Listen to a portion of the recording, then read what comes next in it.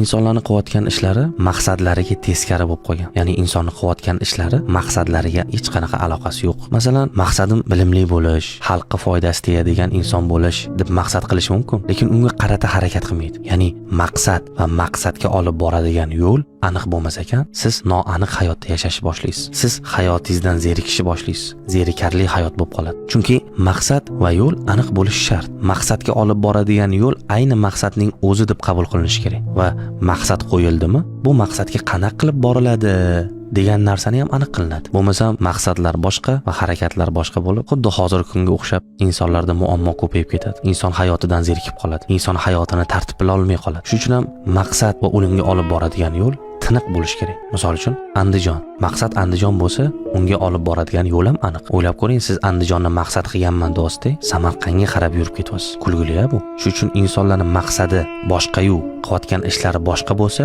yo u inson ahmoq inson, yo u inson yolg'onchi inson. Chunki maqsadim yaxshi inson bo'lish, pokiza inson bo'lish desa-yu, hayot ifloslikdan iborat bo'lsa, uni gap yolg'on. Maqsadim yaxshi inson bo'lib o'tish hayotdan desa-yu, lekin hayoti iflos bo'lsa, uni gap yolg'on yoki u ahmoq odam. Maqsad va unga olib boradigan yo'l aniq bo'lish kerak. Chunki maqsadga olib boradigan yo'l maqsadning ayni o'zi. Aks holda odam zerikarli, noaniq, mubham hayotda yashab o'tib ketadi.